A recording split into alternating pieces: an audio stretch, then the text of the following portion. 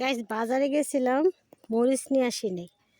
কারণ আমার জানা মতে আমার গাছে প্রচুর মরিচ আছে, তাই আমি মরিচ আনি নাই। আজকে মরিচগুলো সব গাছ থেকে পারবো আর আপনাদের সাথে শেয়ার করব যে কি পরিমাণ মরিচ যে গাছে ধরছে মাশাআল্লাহ দিলে, মানে কি বলবো। এই যে দেখেন, এই হালকির মধ্যে লই সবগুলো মরিচ পারি।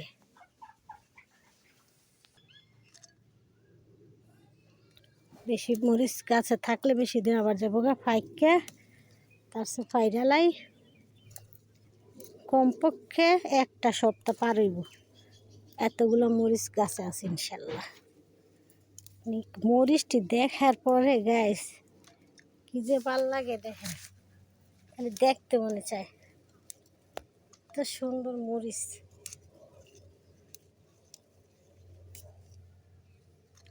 বুঝছেন, আল্লাহর রহমতে যেইটা লাগাই সেইটাই আল্লাহর রহমতে আল্লাহ দুই হাতে ছড়ায় দিয়ে রাখে। আমি এত যত্ন করি না গাছ, যে লাগাই এই পর্যন্তই। দেখে যান মরিচ আর মরিচ পারতে মজাই লাগতেছে গাছেরতে।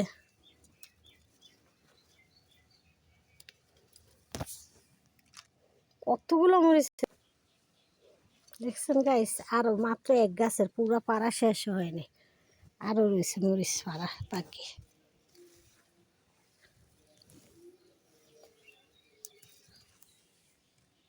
গাইস এই যে আরেকটা গাছের মরিচ দেখেন, মাশাআল্লাহ দিলে আল্লাহ দুই হাতে দিছে রিজিক, এটারে কয় রিজিক। যদি আল্লাহ দেয় তাইলে আর কারো সাধ্য নেই ফিরানের। এই হলো গিয়া আল্লাহর নিয়ামতের জিনিস, আল্লাহর দুই হাতে দান করার জিনিস। যখন যা লাগাই মাশাআল্লাহ তাই হয়। যেই জায়গায় শুধু ফালাই থুমু সেই জায়গাতে হয়ে থাকবো।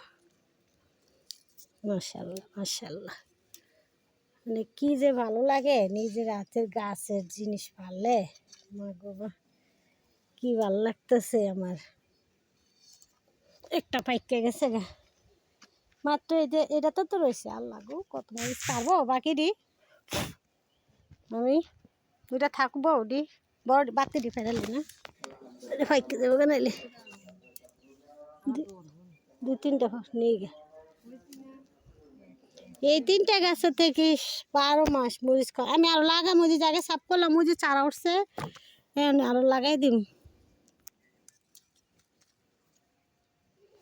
কি সুন্দর মরিচ হয়েছে।